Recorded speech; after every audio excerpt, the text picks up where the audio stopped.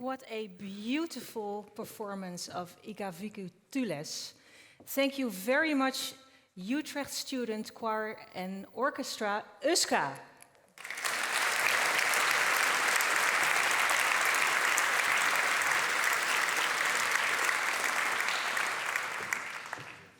I even had goosebumps in the back, so I can imagine how it was for you here.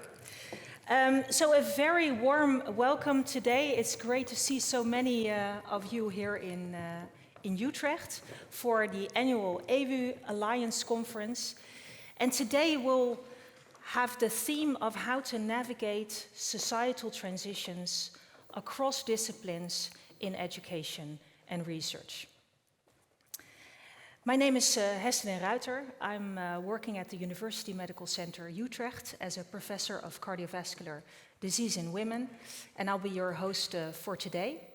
And some practical announcement. I know that some of you do not want to be filmed or on a photo. You have a red wristband. Please show it visibly so that our photographers can keep you out of their shots for today. And later on, I will take you through the program. But let's first get an idea of what inspires you and why you are here today with the Mentimeter. So please take out your telephone. And I think most of you know how it works by now. And log in via your phone. I'll stand over here so I can also live see what you will answer to the questions. I'll give you a moment. Yes. So the first question is, what is your favorite way to learn new things? Oh, the first person is in there already. Yes. Okay, that person says learning by doing. So let's see what the others have to say.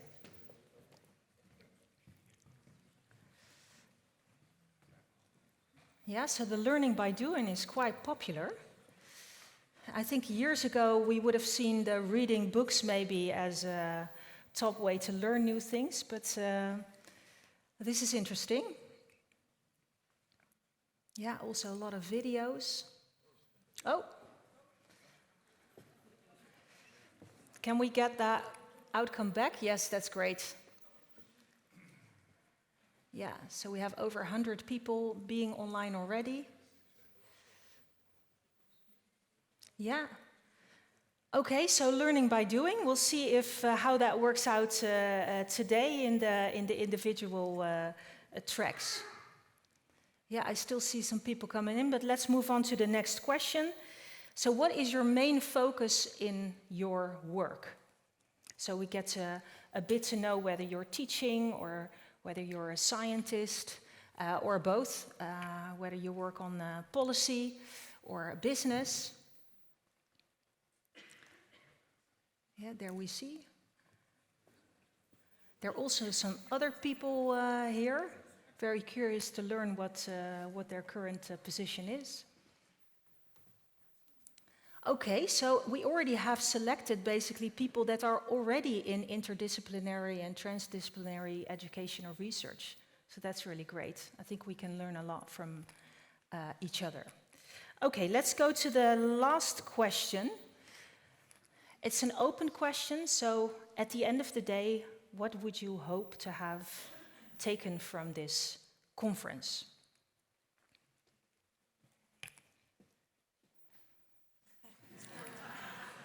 A doggy bag.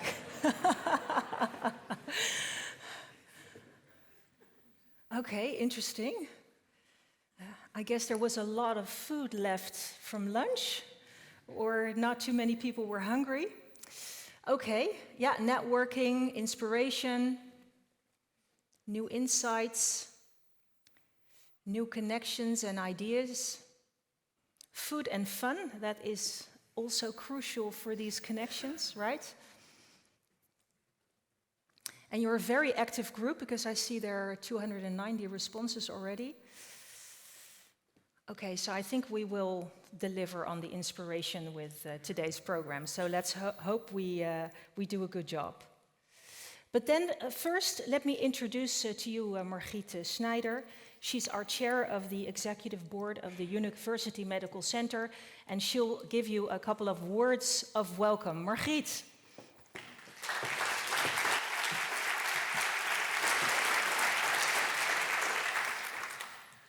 Thank you.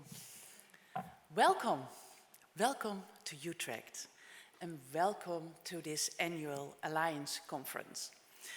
It's an absolute honor for the UMC Utrecht and the Utrecht University to host this conference here at this remarkable building, this remarkable music complex in the city, Tivoli Vredenburg. As you have just experienced, sometimes music has the power to convey what words cannot express. The performance of the USCO beautifully illustrates the essence of interdisciplinarity, which is the essence of our alliance. Through the blending of the choir voices, we witnessed the creation of something new, a whole that transcends the mere sum of the parts. And that's what we are together trying to do. The music piece is composed by 3 different poets. It embodies the collaborative spirit that lies at the heart of interdisciplinary research and education. Each poet brought their unique perspective, knowledge, and skills to the table. The contributions together form a cohesive musical composition. In much the same way, our conference symbolizes our wish to forge connections and foster understanding through interdisciplinary collaboration. Our alliance brings together a comprehensive range of disciplines: humanities, social sciences, medical sciences, life sciences, exact sciences, engineering, agricultural and food sciences. In a world struggling with socio-economic and environmental challenges, interdisciplinary research and education will play a pivotal role. In our alliance, we innovate together with our partners because our work is cross-disciplinary. We seek partners in different sectors and disciplines than we are used to. With this collaboration, we are even stronger in achieving knowledge development based on science, which helps to solve social issues. And today, our strategic programs, you know them all: Institute for Circular Society, Institute for Preventive Health, Artificial Intelligence, Center for Living Technologies, and of course, the Center for Unusual Collaborations and Education. They all hope to inspire you by sharing their vision and results on interdisciplinary education and research. We focus on the transitions in sustainability and healthcare, and we pay attention to the skills needed to contribute to such transitions. I hope sincerely this conference provides you with the opportunity to discover how you can be part of our efforts. Let's work together towards a better world.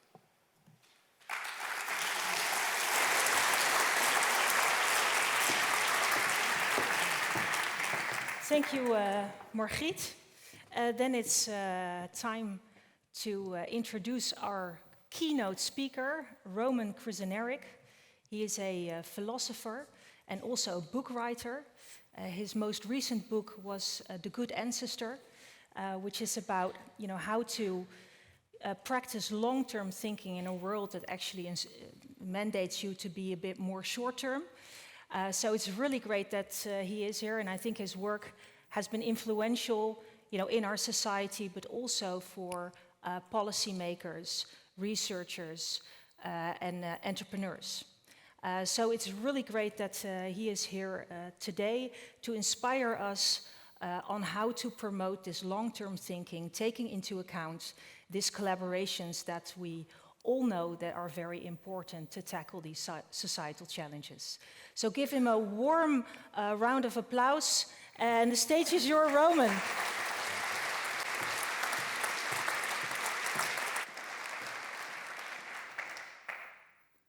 Hello to you all, and thank you for that introduction. So when I was preparing to come here today to a gathering about cross-disciplinary collaboration, I was thinking about what's been my own disciplinary journey. Now, if you look at my website, officially I'm a social philosopher, that's what I call myself, but it doesn't really mean very much. In fact, I feel like I'm not really sure what discipline that I'm from. Now, I used to know. In the 1990s, I called myself a political scientist. I did a PhD in political science. I used to teach and research on it.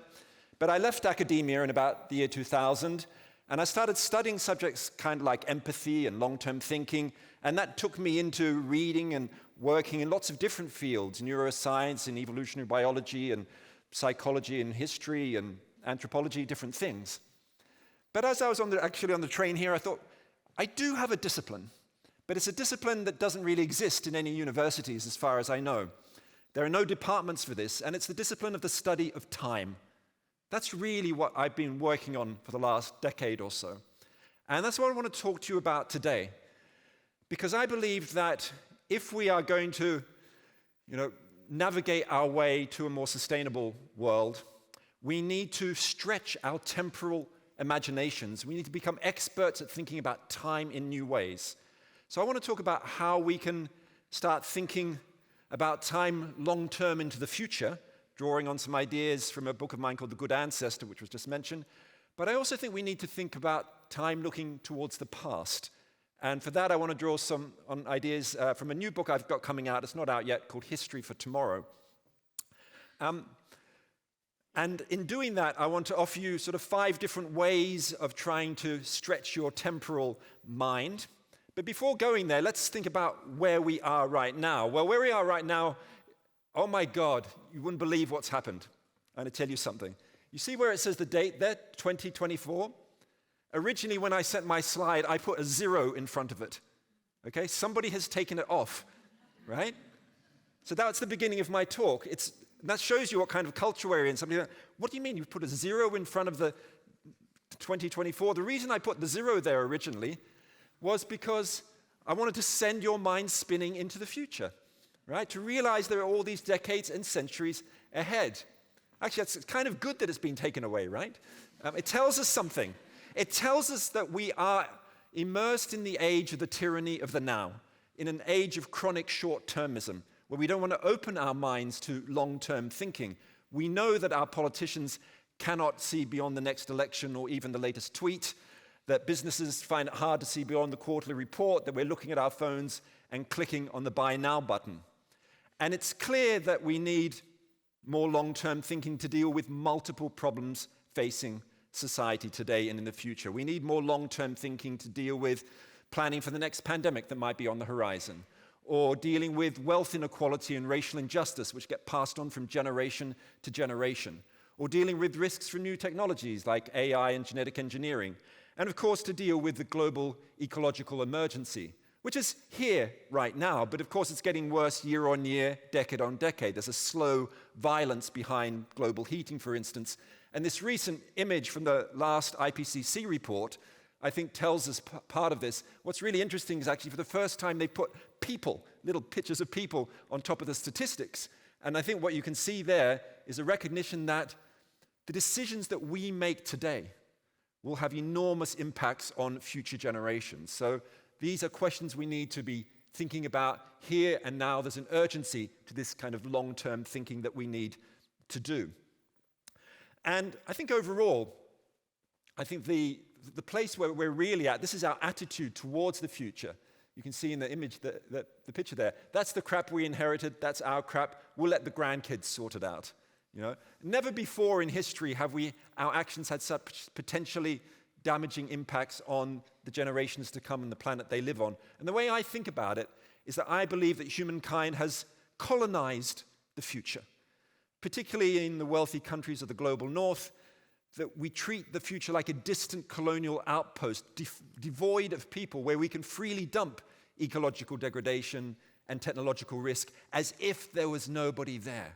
But of course, there are people there. There's all those generations of the future, but it's a bit hard to grasp the scale of the fact of how many people there are in that future.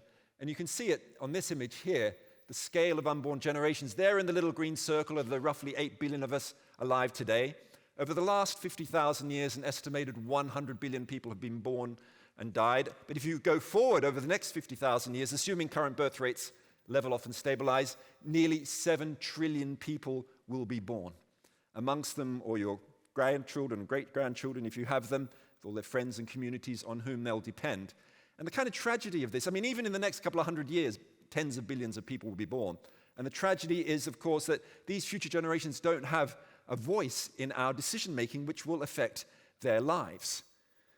Now, someone who thought about this a lot was the immunologist Jonas Salk, who you probably know was the person who was involved in developing the first polio vaccine in the 1950s.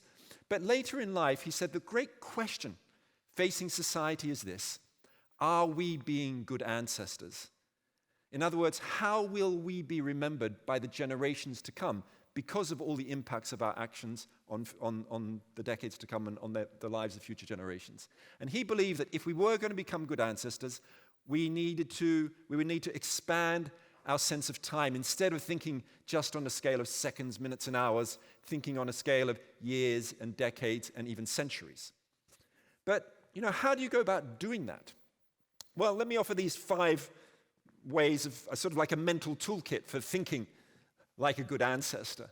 One of them is the idea of cathedral thinking, which is the idea of embarking on projects with very long time horizons, maybe over decades or longer, going beyond your own career horizon perhaps. And of course it's named after the great sort of medieval cathedrals built in Europe, where those who laid the first stones knew that the building would never be finished within their own lifetimes, yet they did embark on those projects. And if you look through history, humans actually haven't been too bad at this kind of cathedral thinking. Here's a few examples from the last few thousand years. You've got buildings like the Sagrada Familia, which they say is going to be finished in 2026, but who knows? You've got other examples like the New Deal in the USA, the European Union itself, canals that have been built since the 17th century in Europe, scientific endeavors. And I find these incredibly inspiring to know that we have been able to work on these longer time spans. I mean, here's one of those examples which I really love. This is from the building of the sewers in London in the 19th century. You may know that in the 1850s, raw sewage was being dumped in the River Thames. Tens of thousands of people were dying each year from cholera and other diseases. But after an event called the Great Stink of 1858, when the smell was so bad from the River Thames that members of Parliament had to wear masks, they couldn't even breathe during their meetings, they passed the emergency legislation to build the sewers, and the sewers were built twice as big as they needed to be for the population at the time, with very expensive bricks and a new kind of cement, and that's why those sewers are still in use today. It's a kind of cathedral thinking, or maybe sewer thinking, you might think of it as. But I think it tells us something about our capacity for long-term cathedral thinking. Here's another example. The Green Belt movement started in the 1970s in Kenya by Wangari Maathai, who won the Nobel Peace Prize for her work. And since that was founded, tens of millions of trees have been planted in forest regeneration projects, and tens of thousands of women have been trained in agroforestry skills. But these are sort of very long-term cathedral thinking projects. Or another example, the Svalbard Global Seed Vault you may know about, which is collecting millions of seeds in an indestructible rock bunker in the Arctic Circle that's designed to last for 1,000 years, a kind of botanical Noah's Ark. And you can think about these kind of cathedral thinking projects, think about the work that you do yourselves and the collaborations you do. What would cathedral thinking look like in your own fields or in your own collaborations? What might those projects look like? But it's worth knowing, I think, that cathedral thinking isn't always good for us. It can be put towards very narrow and self-serving ends. A former head of Goldman Sachs, Gus Levy, once said, "We're greedy, but long-term greedy, not short-term greedy." Well, this is not the kind of long-term thinking I'm particularly interested in, but it's worth thinking that we need to have kind of goals that we might be aiming for, or concepts of justice as well when we're thinking longer term. And that brings me on to a second form of temporal imagining, which is the idea of developing a legacy mindset. And what I mean by this is really developing a kind of an emotional connection with the generations to come. And I think we're in a culture of hyper-individualism where a lot of us don't feel very connected to generations past or generations ahead. So how do we make that connection, which, in other cultures, this connection is often very strong. So in order to do this, I would like to take you on a short imaginative journey. And it's a little kind of a meditative exercise called Human Layers, developed by the Long Time Project in London. And to do this, you'll need to all stand up, please. And make sure you have a little bit of space in front of you. Yeah? Okay. So this is just going to take a couple of minutes of your time. So if you could all first just close your eyes for a moment. And just take a deep breath. Now, with your eyes still closed, I want you to imagine the face of a young person in your life who you really care about. It could be a nephew or a niece or your own child or a grandchild, something like that. Just picture their face for a moment.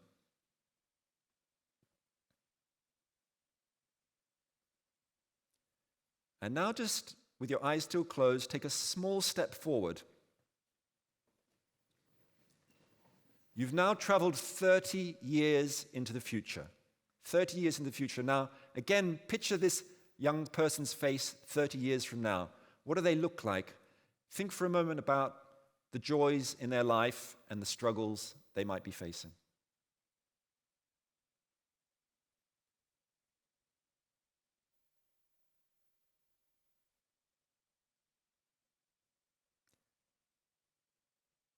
And now, just take a final small step forward. Your eyes are still closed. It is now their 90th birthday party. This young person is now 90 years old, and they're surrounded by family and friends and loved ones and neighbors and work colleagues. Just go and have a look out the window. What kind of world do you see out there?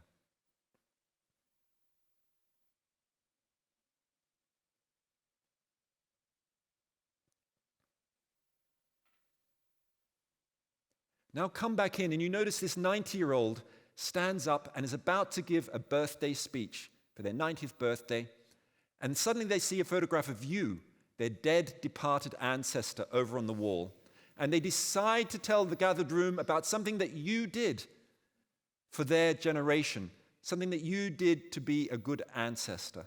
Just think for a moment now, with your eyes still closed, about what they said about you.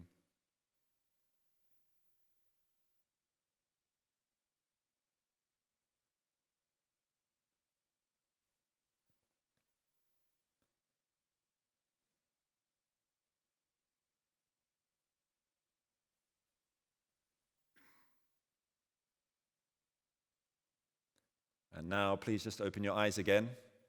Just stay standing.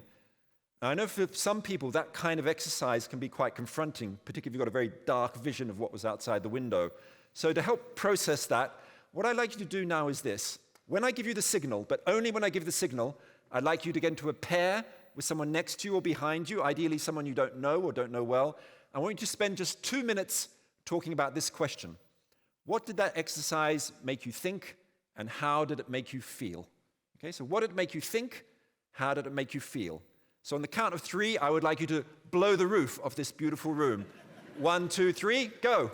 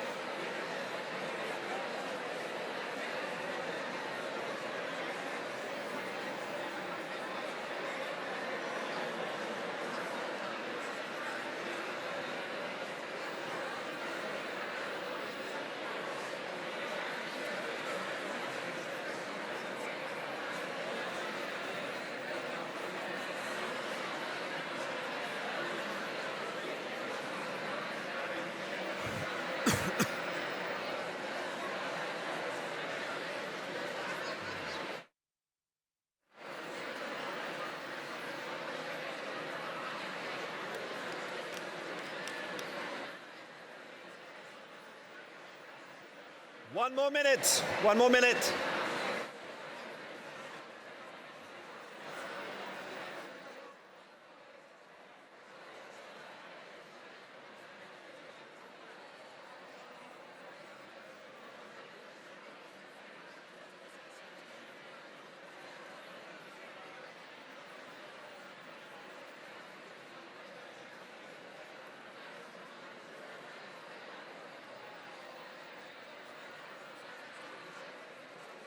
Okay, could you all please end your conversations and sit down?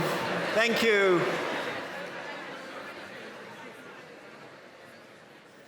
You're far too obedient. We're going to talk about obedience in a minute.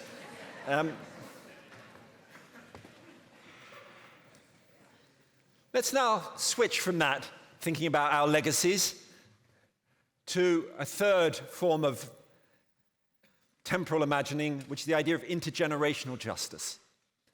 And by this I mean developing a sense of moral or ethical responsibility for the generations to come and the planet they live on. Sort of the opposite of that idea of just being long-term greedy.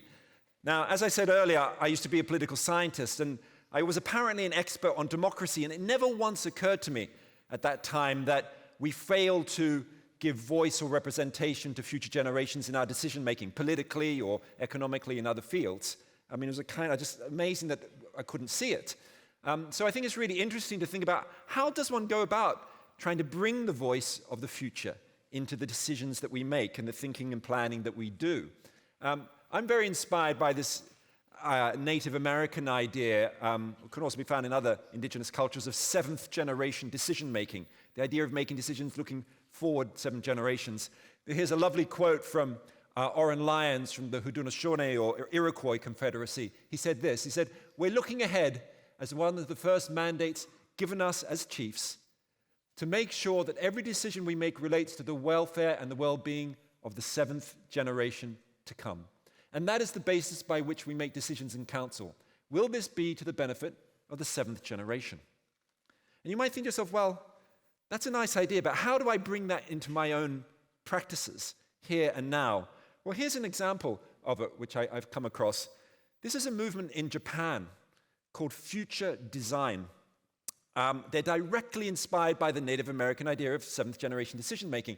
And what it is, it's a bit like a citizens' assembly kind of thing, where it's all about local government decision-making. What they do is they invite local people to discuss and draw up plans for the towns and cities where they live, to discuss issues like climate change or the impacts of the aging population and how they should develop policy on AI.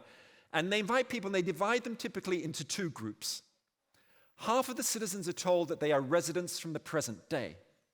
And the other half are given these orange sort of ceremonial robes to wear, and I have one here from the small town of Yahaba in southwest Japan, population 30,000. And those who are given the robes are told to imagine themselves as being residents from the year 2060, so sort of 30 or 40 years ahead. And it turns out the residents from 2060 systematically advocate for more transformative plans for their towns and cities, whether it is on climate change or AI and aging and other things like that. And this methodology has now spread to many parts of Japan. It's being used in city governments in big cities like Kyoto. It's being used in the Ministry of Finance. It's used in some businesses like Fujitsu. And it's an interesting thing to think about what it might look like to try and do this in your own kind of work or adapt it in some way. Here's another example I came across recently. I got an email from a guy who is the chief of staff of the mayor of Quebec in Canada.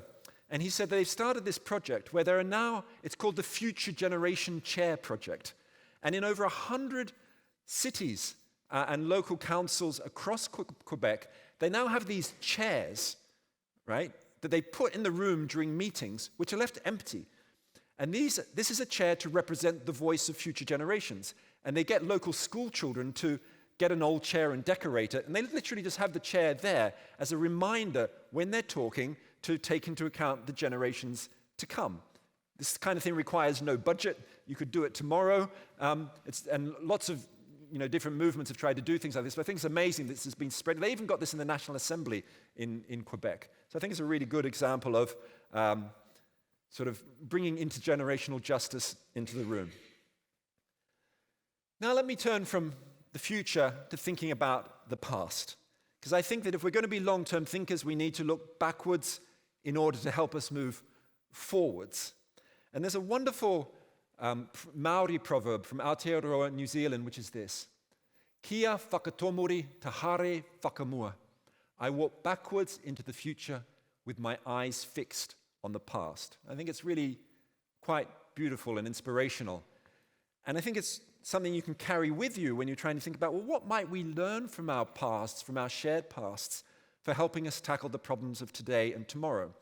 So let me just give you an example of this. This is in my new book, History for Tomorrow, which is coming out in Dutch in September. So if you think of a topic like creating a circular economy or circular society, which is, of course, one of the things that your alliance is working on, okay, we can look to the past at moments where circular economies have existed before. So this is where one existed before. Japan in the 18th century, during the Edo period. If you are standing here, imagine it's the year 1750, you're on the Nihonbashi Bridge, you are in the city of Edo, today's Tokyo. At the time, Edo had over 1 million people living in it. It was far bigger than Paris or London than almost any city on earth. And one of the interesting things about Edo is that, at least in my view, it was probably the first example of a large-scale circular economy in action, or a kind of ecological civilization. And this partly grew out of the fact that at the time, Japan wasn't really trading with the outside world for all sorts of political and religious reasons. So they were kind of cut off. There's a lot of resource scarcity. And that's partly how they developed the circular economy. So if you had a kimono in Edo in 1750, a cotton kimono, you might wear it during the day. And when it wore out, you would then later turn it into pajamas. You'd wear it at night. And when that wore out, you would chop it up into pieces and turn it into nappies for your child. And then when those wore out, you would turn it into cleaning cloths. And after that, you would burn the precious cotton for heat. They also had something called boro work, which is a kind of patchwork style of clothing. On the left, you can see a boro kimono made from very precious leftover bits of cotton. And these boro kimonos were passed on from generation to generation. On the right-hand side, you can see a samurai warrior down on his luck working as an umbrella repairman. There were thousands of businesses in Edo, Tokyo at the time, which were all about reusing, repurposing, recycling, what we would today call a circular economy. They recycled human waste, they recycled candle wax. There were businesses, people collecting candle wax so they could make new candles, all sorts of things like that. It's a really well documented design feature of 18th century Japan. And in fact, sustainability scholars in Japan, like Ichiro Ochai, have said things like this. He said, over 300 years, Edo flourished while taking every possible step to maintain the principles of zero waste, zero emissions, long before such terms came to be appreciated. The Edo experience may stand out in the history of world civilizations as uniquely sustainable. In a sense, it was a small-scale model for spaceship Earth. And I certainly look at examples like this and find inspiration in them to know that there's kind of radical hope here. We have done this before. So as you embark on all your research and projects around a circular society, know that we can do this. We can do it at scale, maybe in a different way than in 18th century Japan, but we certainly have these possibilities built into us. But we can't get to this kind of ecological civilization without one other learning from history, and that is the power of disruption, and in a way, a power of disobedience. That I think if you look through human history, there are times when governments and societies do rapidly change, right? Often it's during times of war or times of things like pandemics, epidemics of various kinds. You do get rapid transformative change. But outside those times, we really tend to get rapid transformative policy change when there is disruption, particularly when there are social movements cracking open the social order from below. I think that's one of the core lessons from the last couple of hundred years of history. It's quite well represented in this quote from a book by Naomi Klein called This Changes Everything. She says, slavery wasn't a crisis for British and American elites until abolitionism turned it into one. Racial discrimination wasn't a crisis until the civil rights movement turned it into one. Sex discrimination wasn't a crisis until feminism turned it into one. Apartheid wasn't a crisis until the anti-apartheid movement turned it into one. And her point there, of course, is in this book that the ecological movement needs to draw on this power of disruption to create a sense of crisis so that governments act at the scale and speed required to keep us below 1.5 degrees of heating or to reduce our material footprints and all the other planetary boundaries that we all know about. But I think social movement disruption is not enough. I think we also need inspiration from new ideas and new policies. And that's why I've created a little sort of model, which I've never really shown anybody this before because it's in my new book, called the disruption nexus. So it's a kind of triangle, right, made of 3 parts. Right? This is how I think transformative change really happens, or at least one of the major ways it happens. You need these 3 factors. One, you need some kind of crisis. It could be floods, or it could be a financial crash or something. Not normally something as extensive as a war, but you need some kind of crisis. Then you need movements, disruptive movements, who can challenge power holders in the way that Naomi Klein's thinking about. But then you also need new ideas lying around in order to inspire those movements. And then the movements amplify the crisis makes the ideas relevant, and then round and round it goes. And I think you can look through history and see lots of moments of rapid transformative change look a bit like this. Like, in Britain in the early 1830s, there was a Slavery Abolition Act, and there was a crisis around slavery at the time and a generalized political crisis. There were new ideas around equality, coming up around and challenging slavery. And then there was the great 1831 Jamaica Slave Rebellion, huge disruptive action. And that's what tipped the system. Or you can think of Berlin in 1989. Why did the Berlin Wall come down? Well, there was a crisis in Eastern Europe, of course. In the East German government. There was Mikhail Gorbachev's influence and things like that, creating a crisis situation. You had ideas around democratic freedoms. And then you had the movements which cracked open that social order, and you get the change. You can see what happens when you don't have all 3 parts. So think of the 2008 financial crash. You had 2 corners of the triangle. You had the crisis, the financial crash. You had the movements, the Occupy movement. But the Occupy movement, you might remember their famous slogan, "Occupy everything, demand nothing." I mean, the ideas weren't really there, the new economic system to replace the old. So what we had was the bailing out of the banks and the old economic system really staying in place. I think that would be a bit different today, where we've got a lot of new economic models have emerged, like donut economics and degrowth and well-being economies and modern monetary theory. But I think you can see what I mean there. And it's interesting to think about your own life and where your own thoughts, work, action as an individual or in your career might fit into that. Like me, I spend my life really working in that ideas space, writing books, which I hope inspire the movements and so on. But over the last few years, I've started leaving the library, really. I'm not someone who really likes disruption. I'm not a natural activist. I do like spending my time in the library writing books. But because of my frustrations with the British government, in my case, because I live in the UK, I found myself on the streets with groups like Extinction Rebellion and others with my teenage kids, holding up a banner saying how we be good ancestors, lying down in front of the roads and stopping commuters.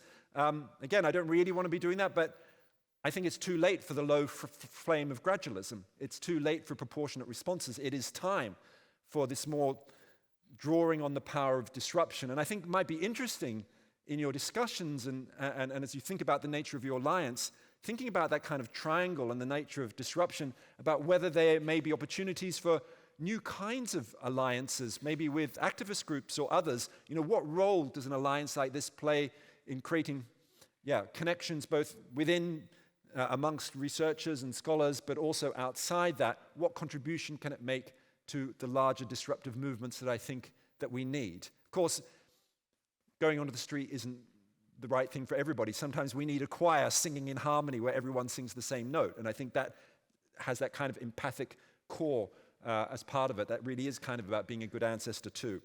But let me now just leave you finally with this question. What new projects could you be doing together across disciplines to be good ancestors for the generations of tomorrow? I hope that what I've said gives you food for thought for a question like this, that drawing on those 5 different forms of temporal imagining, the idea of cathedral thinking, a legacy mindset, intergenerational justice, using our historical imaginations, and also the final one of the power of disruption, that this will give you food for thought. It will expand your temporal minds and enable you to begin the journey, which I'm sure you're already on, to be the good ancestors that future generations deserve. Thank you very much.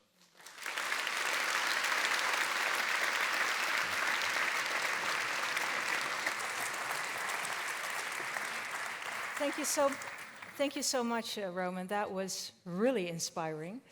We already had a bit of a discussion up front about disciplines, etc. There's room now for questions. I think there's a catch box. So while that is being set up, let me ask you, Roman, because I just also have a bit of a personal question, because you made us do this practice. And of course, we talked about it. But I imagine you did that yourself too. So what were your hopes on what the future generations would say about you? Yeah. So when I first did that exercise, as a member of an audience like you, I was thinking about my daughter, who at the time was 10 years old. And the first thing I thought was, oh my God, she could be alive in the year 2100. I just found that kind of shocking. And then I had this kind of interesting realization. So I was imagining her on her 90th birthday, looking out the window. Of course, because I'm the kind of person I am, I saw a very dark, destructive world, like The Road in Cormac McCarthy's novel, if any of you know that. That's what I saw. But actually, the realization I had was this. What I realized was that my daughter in that distant future was not alone floating in the world. She's part of a network or a web of human relationships, but also the web of the living world, you know, the air she breathes, the water she drinks. So what I realized was that if I care about her life, I need to care about all life. So that very personal kind of way in was a bridge to caring about the universal strangers of the future. That's kind of where it took me. Well, what about you? Yeah. To be honest, the first thing I thought, I also now have an 11-year-old daughter, and I thought about her, and I was wondering how she would age, as in how she would look. You know, there are these fantastic aging apps. I've been playing with them recently. Like, I've got my kids now who are 90 years old on my phone, as a reminder. Yeah, I did that for myself, and after that it was Don't was do done. It yourself. So that is... and I thought the first thing was, I hope that she misses me. That she, you know, has valued me in her life. And of course, you know my profession. So I thought that I would be able, that she would say that I was able to do something for women with heart disease in the society. So that was a sort of a personal, and I think it's very human to want to leave a legacy, some kind of something that's still burning when we're gone. Yeah. Let's move on to the questions, because I saw, yes, you have a question. Please go ahead.